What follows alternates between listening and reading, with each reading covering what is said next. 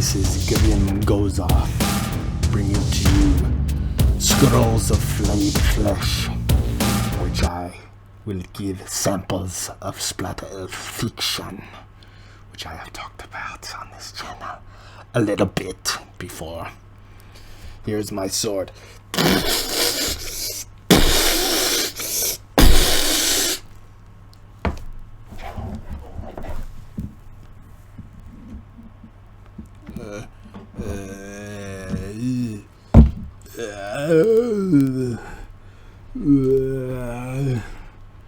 So currently over here, the first Splatter Elf story, entitled The Unicorn Eater, is now available for free on Amazon for Kindle from August 28th to August 31st, 2016. If you have read any of the Splatter Elf stories before, now is your chance to share the love with all your friends.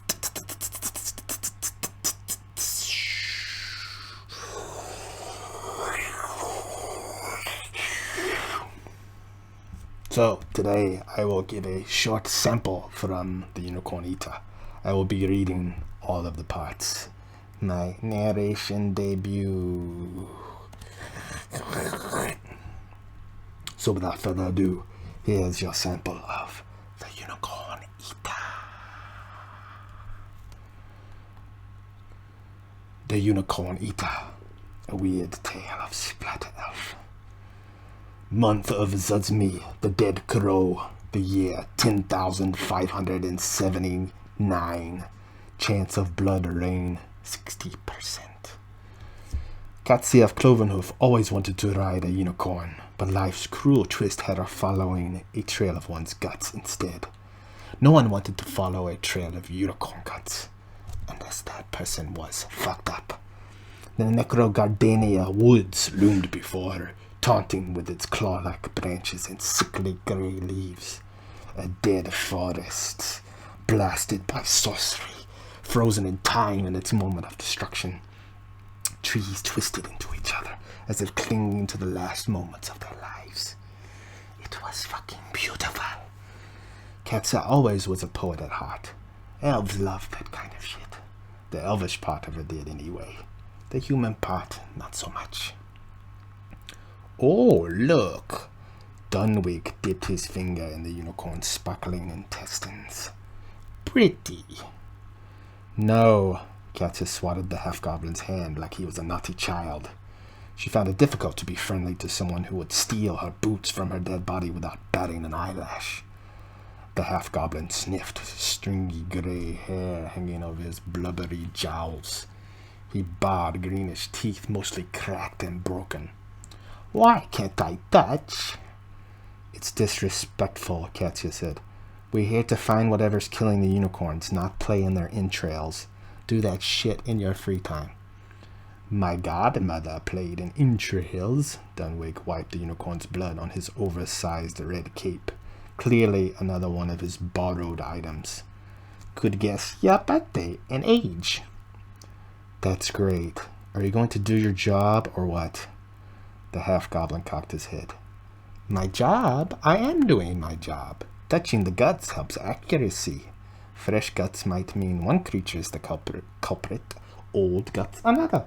It's important. Very important. You can't just look. Looking is not as fun, Dunwich grinned.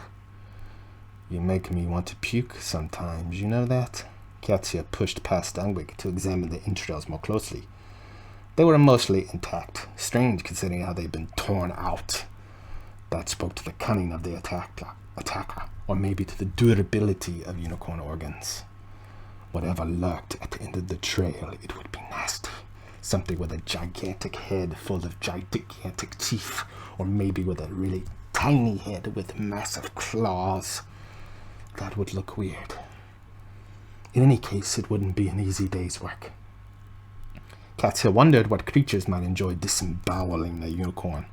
The Drome Nagari list of exotic and bloodthirsty beasts seemed the best starting point. The names and numbers varied over the years. The 13 on the current list had been there for almost a decade, ever since the war of millions screaming dead on fire. 13 creatures that carried huge bounties, monsters that had ripped apart majestic creatures and killed countless would-be bounty hunters. Creatures that didn't give a shit about life or how pretty unicorns could be. Could it be Dread Coxler with his stone-like skin, shaggy red hair, and razor-sharp claws? Or Black Zavana with its snaking tentacles and wobbly eye stalks? Before she could mentally check off more of the D and L, rustling in the bushes jolted Katya from her thoughts. I can't piss. Beth Brady lumbered out from behind some withered bushes. Well, you certainly scared the piss out of me, Katya said. Apologies. The burly, dark-skinned Starseer jingled and clicked when he walked, mostly from amulets, weapons, and bone ornaments, but partially from his bad knees. Streaks of gray shot through his braided black hair, and his eyes had a road-beaten sadness to them. The amulets and talismans tangled around his neck represented every god he could dream up, to make sure he had as many covered as possible. The bones appeared to be for decoration, trophies to show that just because a man kept his weapons clean didn't mean he wouldn't bloody them. I thought you were praying to one of your little idols back there, Katya said. That was a long piss. Actually, barely anything came out. That tea at the Tafali camp isn't sitting with me well. Beth Brady scratched a massive bug bite on his neck. Very harsh. Look what we found. Katya pointed down at the unicorn gore. Horrible, right? I've seen worse, Beth Brady said, glowering down at Dunwich. Gutted, I see. The half-goblin reached his hand out to touch the entrails again, but jerked it back when Katya sneered at him. Looks like Thundertum. Yes, I'd bet coin on it. Thundertum? Katya licked her dry lips. Out here? Seems strange to be somewhere with so little water. Heard it likes to keep its tongue moist.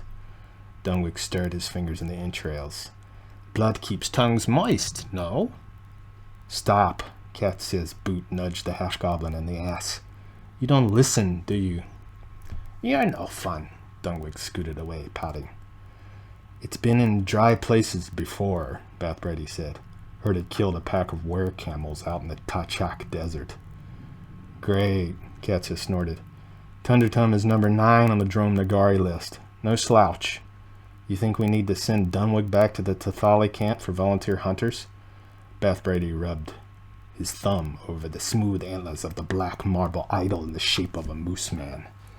Yerknal, god of lost hunters and incessant blizzards. One of those strange frozen waste gods that scared children and ate feeble old people. Why would the Tathali hire us to kill their unicorns and then volunteer their own hunters? They've lost too much. Many funeral pyres burned into the night. Those were funeral pyres? Dunwich stuck out his tongue. I roasted sausages over one. Katya and Beth Brady stared at Dunwich until he cowered like a scolded dog. I saw the pyres. Katya put her hand on her hips. But it's either we get hunters or go in just the two of us against Thundertum, a Drome Nagari list monster. Number 9. Silence. Number 9, Katya said again, eyes bugging. I'm aware of the danger, Beth Brady said, his roomy eyes staring off into the distance. We need to calculate our risks. The stars don't seem to think we have a good chance. Fuck the stars, Katya said. We have swords. Beth Brady cocked his head. They will guide us in battle, predict our prey's attacks. Are you sure that's the attitude you want to take? Whatever, Katya mumbled, folding her arms. Stupid stars. Dunwich patted a crooked wooden blade at his waist. It looked more like a cooking utensil than a weapon. What of me? You know more about the Drome Nagari list than the other cryptozoologist I worked with, Cassie said. Would you want to tangle with Thundertum? Dunwich puffed out his cheeks and let out a long wheeze. Bad idea. Yes, bad idea. You up for it, Bath Brady? Katya asked. Number 9? Katya nodded. Yep.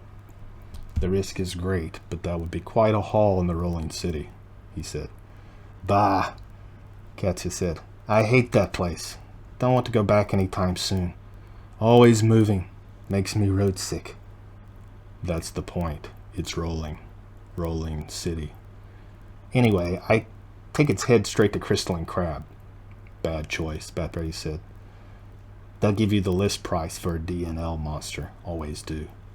Important now? Dunwich spoke up.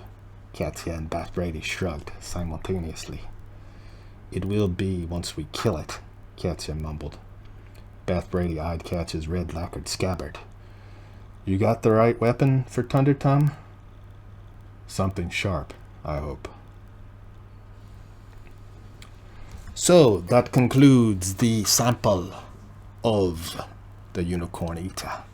The rest of the story is for free now on Amazon for the Kindle from August 28th. I don't know why I'm doing this. From August 28th until August 31st.